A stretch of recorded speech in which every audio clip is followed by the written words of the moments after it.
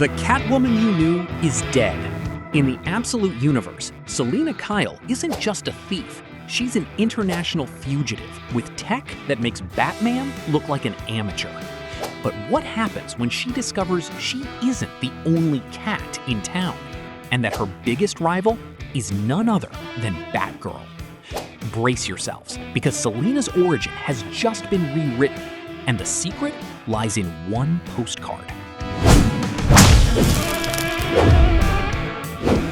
Before we dive into the Absolute Catwoman saga, let's give a little context to her story so far. In the Absolute universe, she helped Batman defeat Bane in the grand climax of the Abomination saga. Selina decided to leave the city with a sample of venom in her bag. But what she was carrying in her bag when she left Gotham is what triggers the chaos we're about to see. The story begins on a rainy night in London. The thief is breaking into a luxurious apartment looking for a safe she intends to open. Selina reflects on what makes this lifestyle so addictive. It's that itch, the adrenaline rush of stealing something that only she could steal.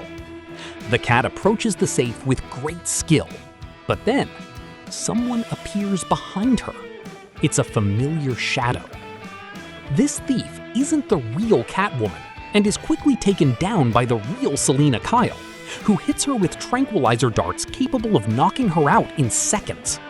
Selina thought it was a standard robbery, but her AI system Jonesy detected something that completely changes Catwoman's status in this universe. With Jonesy's help, Selina verifies that the imposter is stable, but the system detects new invaders approaching. With no time to react properly, Selina looks for a place to take cover from the bullets.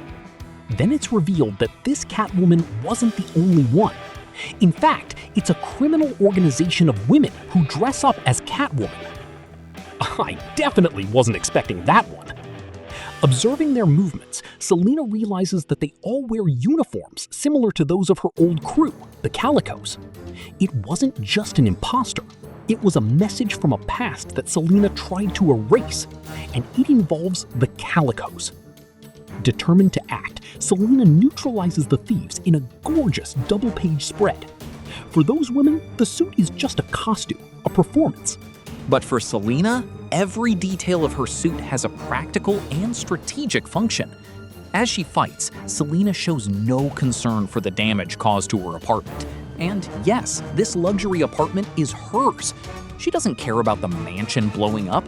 She cares about a piece of paper. What's on this postcard is the biggest mystery in DC right now. Convinced she has won the confrontation, Selina is caught off guard when the imposters escape, leaving behind a bomb. The explosion blasts her out of the building. As she plummets toward the ground, she promises she will break every bone of the person responsible for this, not just for the assassination attempt, but also because they ruined her birthday. Yup, today is Catwoman's birthday. Heck of a gift, huh? We follow Selina back in time to the beginning of that day. She wakes up to a call from Dante Calderon, one of her assistants. He asks her what it's like to turn 25. After setting up a meeting with Dante, we discover that Selina's apartment has a sort of secret base. It's the Cat Cave, her high-tech hideout packed with gear. The place houses suits, experimental motorcycles, and even a sophisticated flying bike called Wildcat. Looking at all that equipment, Selina states that this is all part of a museum. She has decided to retire now, at 25, while she's on top. With that, she closes the Cat Cave for the last time. 25 years old and already retiring? The Cat Cave holds tech that explains why she's so dangerous, but her birthday present was an assassination attempt. The Absolute universe has already been going for 2 years, but it's in these details that Scott Snyder shows he still has a lot of gas left in the tank. If you've been following this timeline since day one and want an analysis that goes beyond the basics, you know that Comic Chronicles is where we truly dissect these references. Subscribe right now so you don't lose the thread on this new phase for Selina. We get another flashback that takes place 12 years ago. A young Selina is woken up by the screams of her adoptive father, Joe. He bursts into her room after discovering she had been skimming money from his account. When Joe grabs her wrist, he notices Selina is wearing the bracelet he had bought for his wife. The girl sees the object differently, a birthday present for his favorite adopted daughter. Furious, Joe shoves her against the fire escape and considers throwing her off the building. However, Selena knows he won't do it. If she dies, Joe will stop getting the foster care checks and won't be able to pay off his debts to Falcone. Taking advantage of the man's hesitation, the young girl manages to escape. Before she was the boss of London, Selena was just a bargaining chip in the hands of an abuser, and the way she escaped reveals her true nationality. At this moment, the comic reveals one of the great mysteries of the Absolute Universe, where Selina Kyle came from and how she arrived in the United States. The truth is that Selena stole the bracelet to scrape together enough money to escape that abusive environment. Even back then, her greatest treasure was the postcard from Cuba, her homeland, from which she was taken as a baby. Selena doesn't remember who brought her to the States. She only keeps the image stamped on the card, a woman dressed in white observing a mountain range in the distance. She has no memory of her family. The only thing she owns is this postcard. Whether she was born in Cuba or Brazil, the fact is she has no memory of anyone. And the reason she crosses out those names on the postcard is the saddest part of this issue. Here we enter dangerous territory. After all, is Selena Brazilian or Cuban?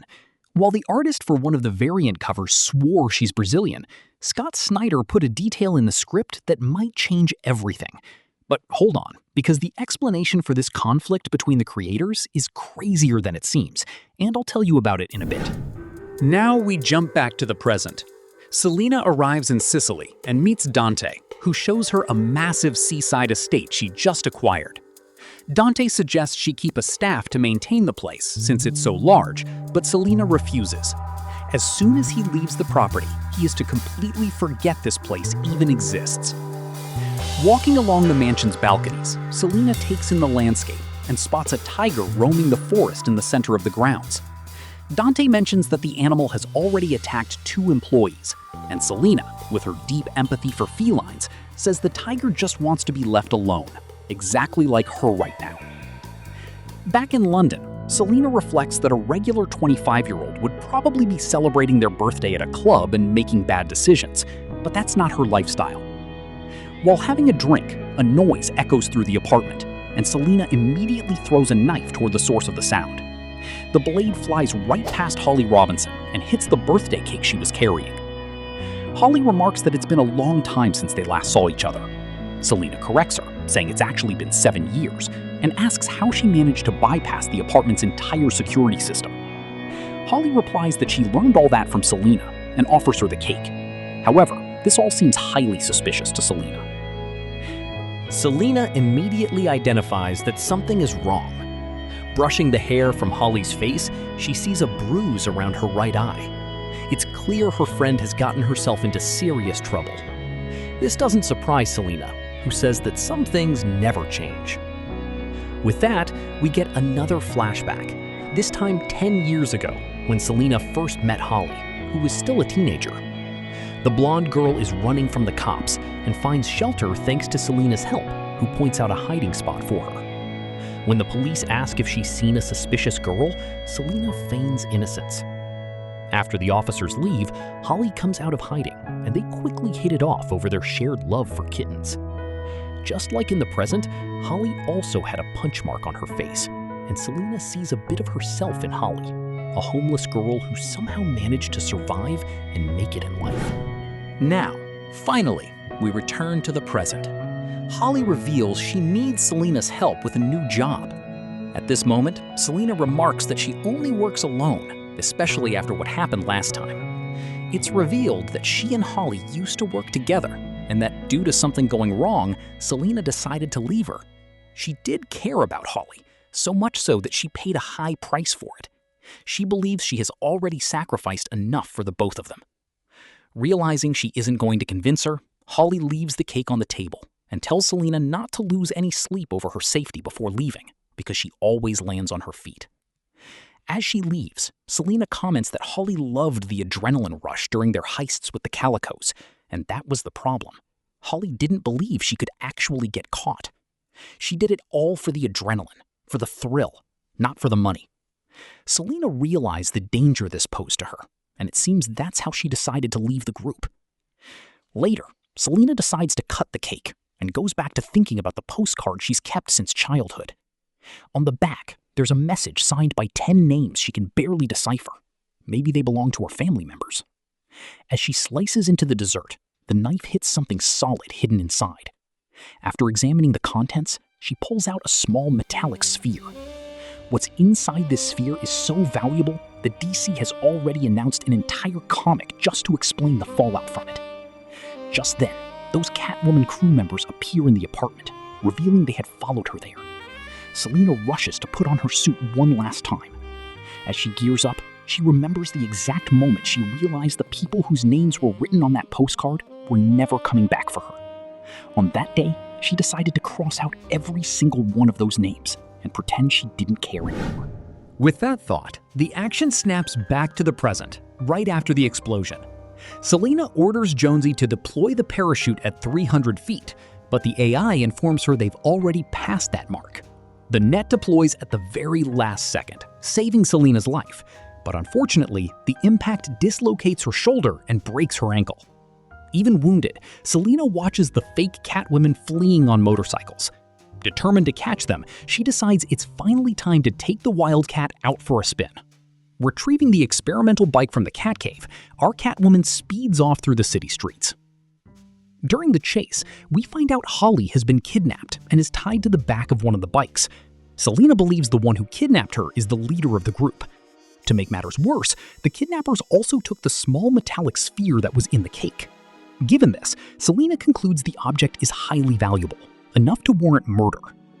Activating the Wildcat's Apex mode, the bike transforms into a giant robotic tiger, leaping over the cars blocking her path. Selena catches up to the motorcycle carrying Holly, but discovers her opponent is extremely skilled. She's good, Selena says. The woman manages to dodge the rescue attempts and goes on the offensive using a katana. This is where all the mystery surrounding this character's identity comes in.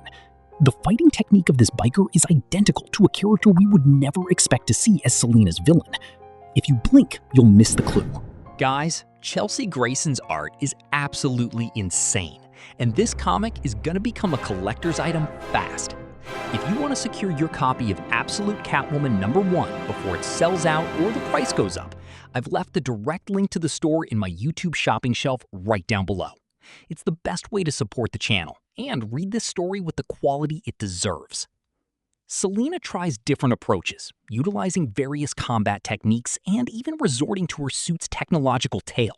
However, the opponent anticipates every move, as if she already knew exactly what to expect. At one point, Selena decides to switch strategies. She falls off the bike, but it's revealed she managed to steal back the metallic sphere. Catwoman then asks Jonesy to track the coordinates for Wandering Rose, knowing she'll need more resources to face this threat. Meanwhile, in an abandoned warehouse, Holly is handcuffed.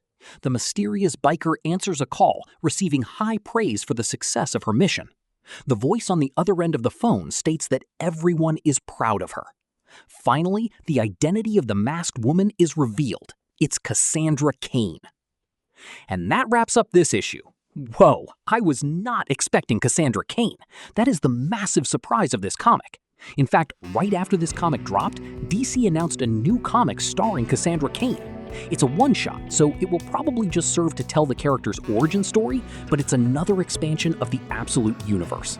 And honestly, she absolutely crushed it in that motorcycle fight against Catwoman. And what about that nationality confusion? Look at the possibilities. Scott Snyder established she came from Cuba, but the cover artist insists on the Brazilian origin. This might not be a mistake. In the Absolute universe, it's all about subverting expectations.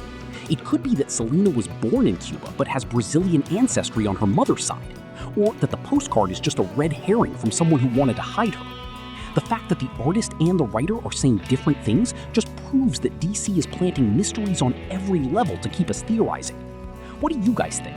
Is she Brazilian, or is the Cuban origin what defines her trauma? Selena is on the run in London, but the situation in Gotham is absolute chaos. While Catwoman tries to figure out her past, Bruce is in the middle of a brutal war against the Absolute Robins. If you want to understand how Batman is dealing with this threat while Selena is away, click on the video popping up on screen right now. It's the direct continuation of what's going down in Gotham, and you cannot miss this fight. Thanks guys, and see you in the next Absolute Universe video.